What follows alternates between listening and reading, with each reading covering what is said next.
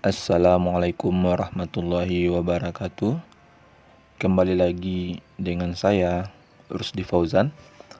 Kali ini kita akan membahas The Art of War karya Sun Tzu. Alasan saya membahas analisa tentang buku ini itu adalah karena Sun Tzu adalah seseorang yang sangat smart. Mungkin paling smart yang pernah saya tahu. Dia bisa mengubah keadaan, dia bisa menang dengan waktu yang sangat cepat dan biaya yang sangat efisien. Dia bisa mengalahkan musuh yang lebih besar dengan metode yang sangat sederhana. Kesimpulannya, menjadi smart itu ternyata ada ilmunya dan semua orang bisa menjadi smart. Dan buku Art of War memang menjadi buku pilihan nomor 1 menurut saya jika Anda ingin menjadi smart. Kita ulas sedikit mengenai Sun Tzu. Sun Tzu adalah seorang jenderal yang juga ahli strategi militer kerajaan Wu. Lahir tahun 544 sebelum Masehi, dikenal karena karya besarnya The Art of War. Buku karya Sun Tzu tidak saja digunakan untuk bidang perang dan militer, tetapi juga diadopsi pada banyak bidang seperti politik, perebutan kekuasaan, bisnis, mengalahkan kompetitor dan mendapatkan konsumen, dan relasi, mengalahkan pesaing dan mendapatkan gebetan. Tujuan Art of War Sun Tzu adalah penggunaan strategi untuk mencapai tujuan. Di dalam mencapai tujuan, setiap orang akan berkonfrontasi dengan banyak orang dan banyak masalah. Sun Tzu di dalam bukunya menjelaskan prinsip-prinsip menghadapi masalah tersebut. Kitab atau buku Art of War karangan Sun Tzu memiliki 13 bab dengan total 736 pasal.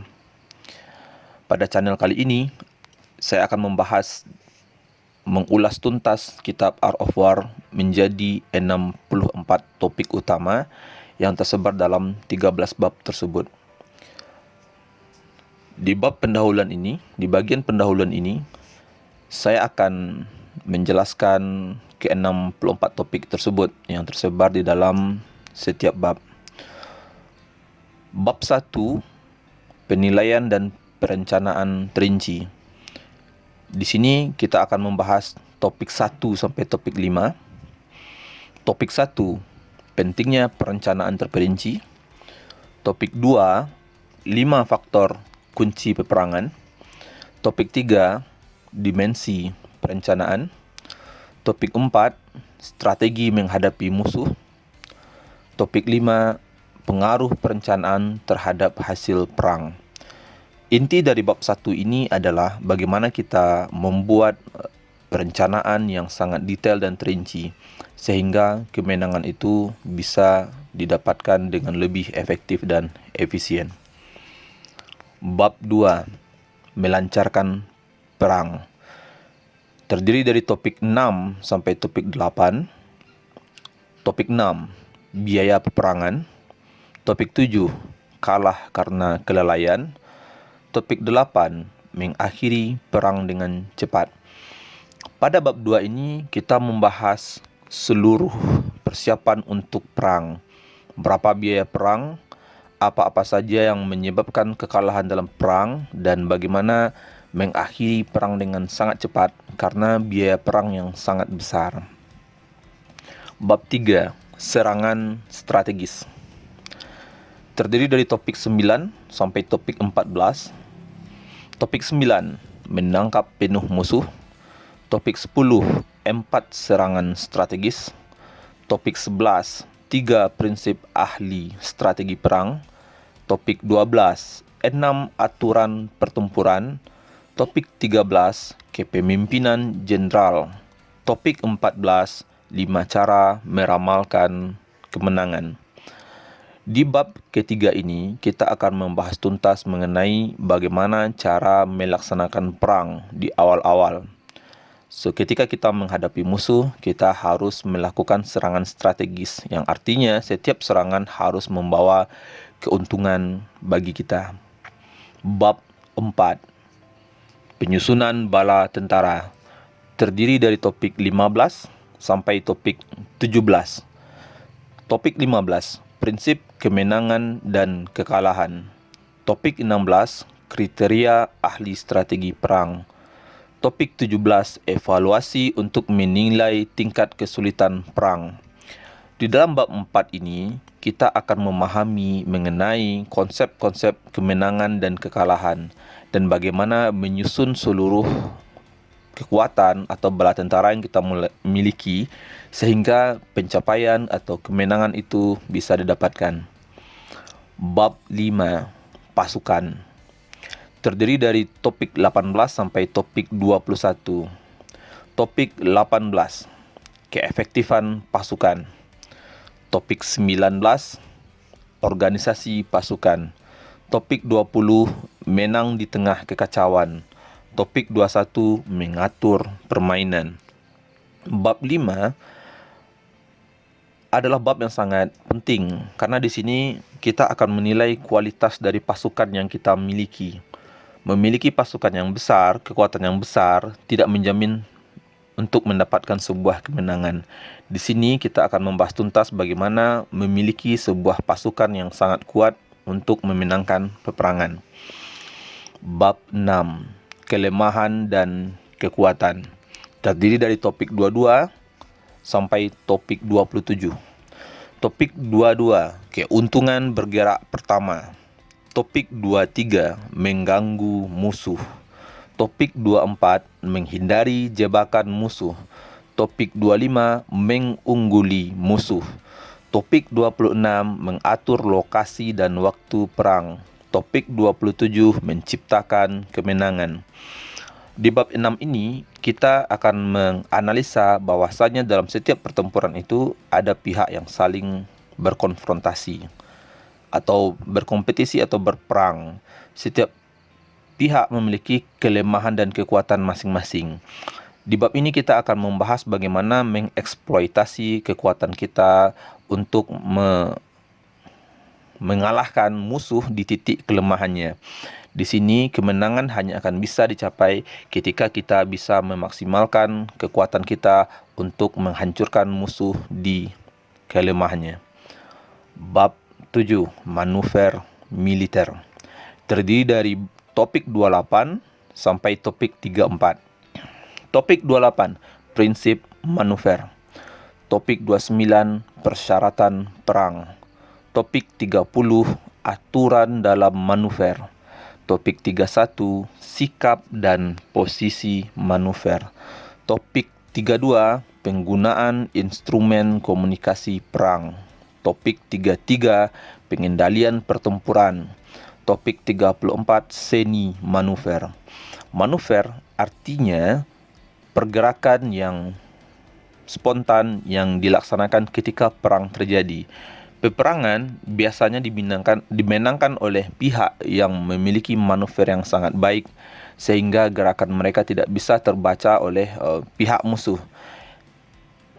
Di sini kita akan membahas tuntas mengenai bagaimana melaksanakan manuver ketika perang. Bab 8, variasi dan kemampuan beradaptasi, terdiri dari topik 35 sampai topik 37.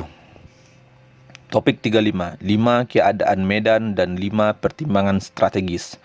Topik 36, adaptasi sang jenderal. Topik 37, 5 jebakan untuk sang jenderal. Di bab 8, kita akan membahas mengenai model-model medan ketika perang berlangsung. Medan adalah tempat pertempuran terjadi. Jadi setiap medan memiliki lokasi atau keadaan yang berbeda-beda. Jadi setiap jenderal dan ahli strategi perang harus bisa memanfaatkan keadaan alam yang ada di tempat berperang. Nah, di sini juga kita akan membahas apa saja penyebab kekalahan yang disebabkan oleh sang jenderal. Bab 9, Gerakan dan Penempatan Pasukan. Terdiri dari topik 38 sampai topik 42. Topik 38, Prinsip Penempatan Prajurit. Topik 39, Posisi Penempatan.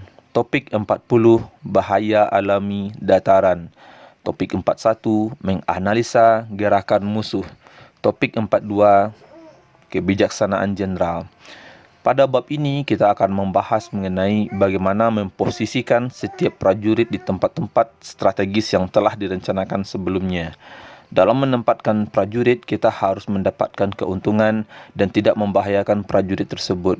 Dan dalam menempatkan prajurit, kita harus meyakini tempat penempatan itu akan membawa kemenangan bagi peperangan. Bab 10, Dataran. Terdiri dari topik 43 sampai 47.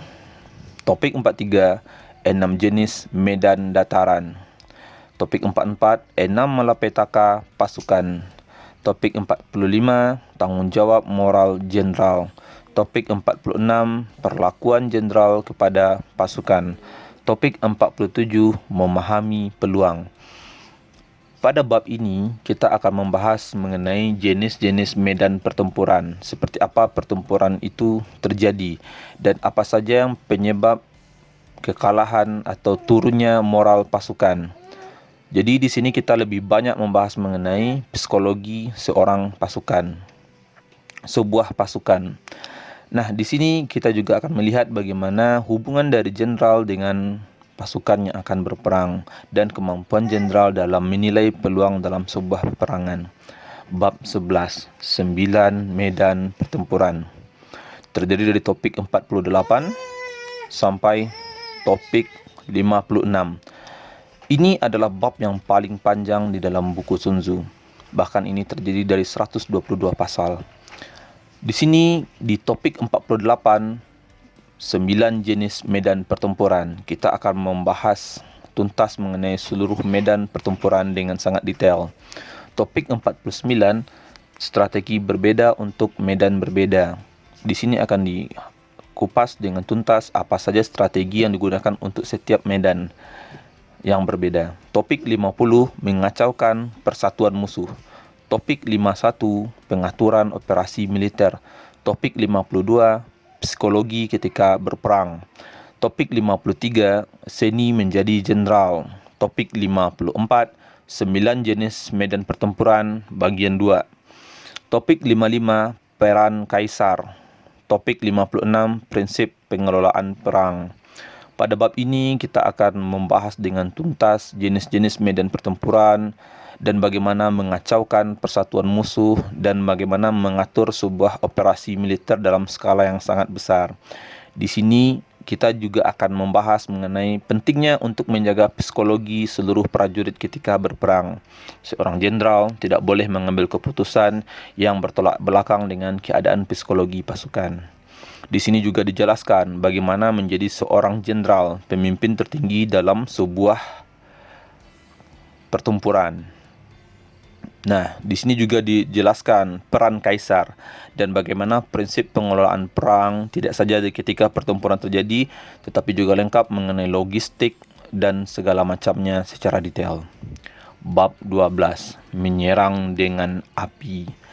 Terdiri dari topik 57 sampai topik 60. Topik 57, 5 cara menyerang dengan api. Topik 58, syarat menggunakan api. Topik 59, metode penyerangan api. Topik 60, jenderal yang cakap. Bab ini membahas bagaimana memaksimalkan penyerangan dengan menggunakan api. Karena dengan penggunaan api, kecepatan perusakan terhadap musuh itu lebih cepat. Di sini juga dijelaskan bagaimana prinsip-prinsip menjadi api dan di akhir topik menjelaskan bagaimana kecakapan seorang jenderal memanfaatkan seluruh instrumen yang ada. Bab 13, intelijen dan spionase. Terdiri dari topik 61 sampai topik 64. Topik 61, penggunaan pengetahuan dan informasi dalam perang. Topik 62, jenis agen rahasia atau mata-mata. Topik 63, pengelolaan mata-mata. Topik 64, agen ganda. Di dalam bab ini menjelaskan bahwasanya informasi yang didapatkan akan mempengaruhi hasil dari sebuah peperangan. Penggunaan intelijen ini adalah hal yang sangat penting, karena dengan informasi dari intelijen perang bisa diakhiri dengan sangat cepat. Dan dengan informasi dari intelijen, peperangan kadangkala tidak mesti menumpahkan darah. Mungkin itu saja penjelasan dari bab 1 sampai bab 13. Kita ketemu di bagian kedua nanti, yaitu mengenai perencanaan terperinci. Sekian, terima kasih. Assalamualaikum warahmatullahi wabarakatuh.